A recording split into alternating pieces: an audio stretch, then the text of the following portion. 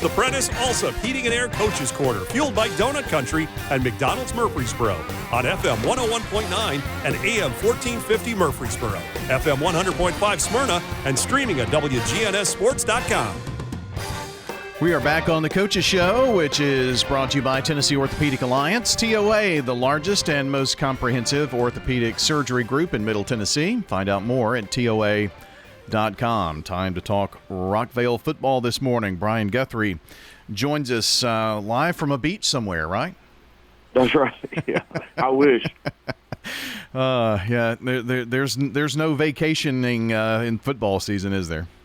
No, not really. It's pretty much 24/7. And for you guys, doing all the facilities upgrades and things that you did this summer, plus, you know, summer's pretty much over after the dead period for football coaches. I bet it was a long, laborious summer for you. Yeah, I feel like my new residence is 6545 Highway 99. Yeah. I'm gonna start having my mail sent there. I guess so. Yeah, it's been long and it's been worth it. You know, everything's been worth it, and you know, we're doing things to make our place better for our kids and our community, and so, you know, it's been great. Well, being at home, it takes a lot of game day preparation and just people pitching in, and you know, you've got to have those people so you can concentrate on the game stuff too, right? Yeah, man, it's unbelievable.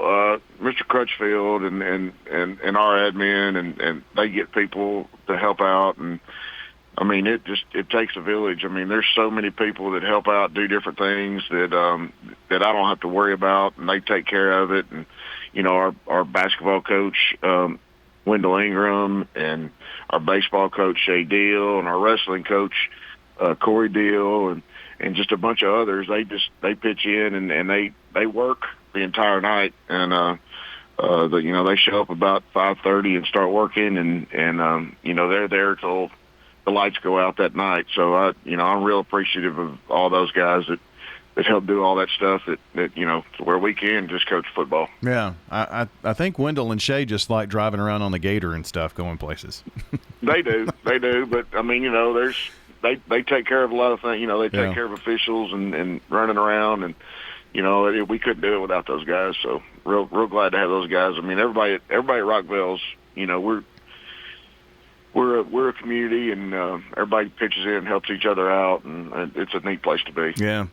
And just the people during the week and the fans, and you know, the support, and you've got just community people that really have no ties to kids there other than it's Rockvale and it's their community, and they're coming out to support. So I mean, it's really a unique situation that maybe isn't duplicated anywhere or just a few places in Rutherford County. Yeah, I mean, I've always said this. I think it's a special place, and you know, we still have the small town feel, even though we've got over 2,000 kids in our building.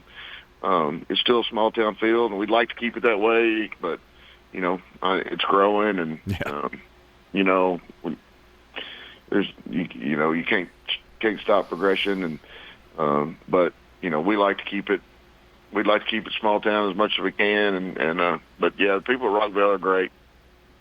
Good stuff last night on the football field for you too, taking on an always tough Smyrna team. It just seems like they always come in ready to punch somebody in the mouth, and they do it frequently. But last night, final score was 31-14, Rockvale over Smyrna.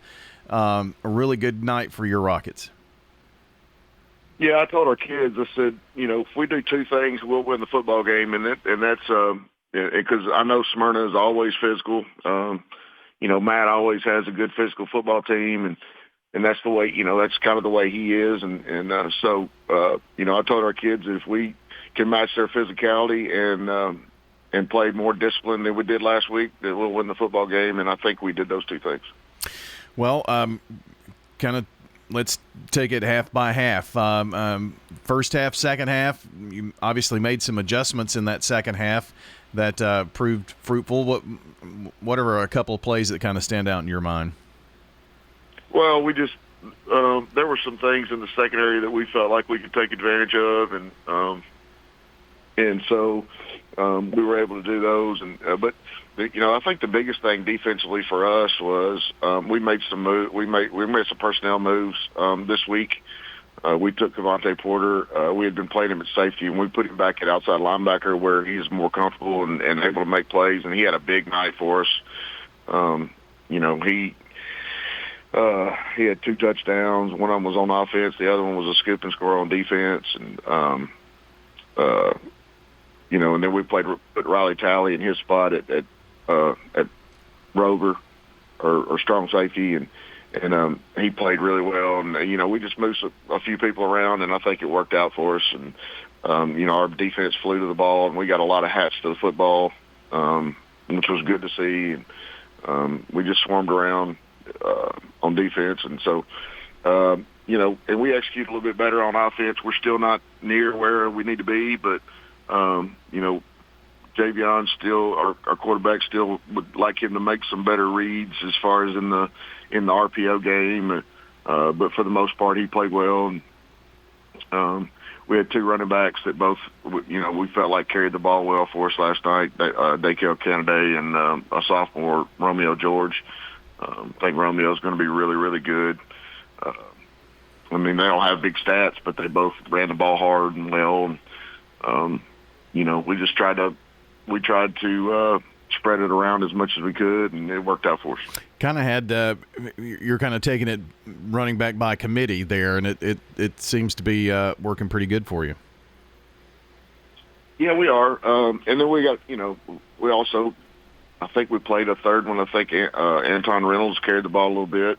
Mm-hmm.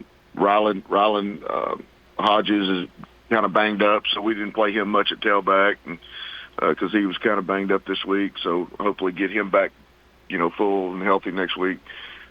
So yeah, it is running back by committee right now, but I kind of like it because we can always get fresh legs in there, and there's not much drop off.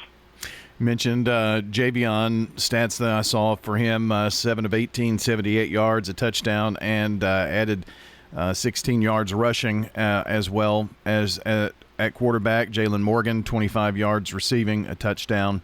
Also added an interception there. And on the defensive side, the moves that you made, especially for Cavante, must have turned out really well. He had 2 fumble recoveries for you and returned a touchdown for 18 yards. So when you can score on defense, that's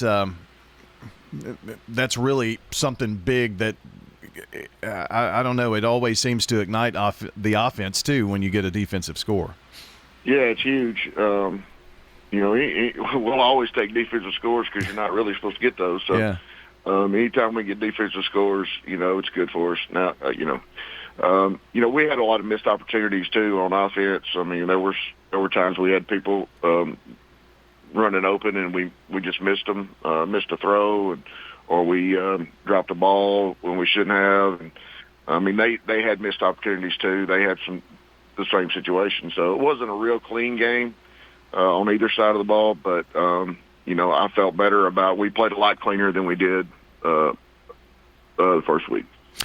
That was kind of going to be my next question. I've been talking to the coaches this morning about, from game 1 to game 2, if you look back over the season, that's where you see a lot of your growth and fix some things. Obviously, you talked about that a little bit on the defensive side, moving folks around. Do you feel pretty pleased with the growth from week 1 to week 2 from your team?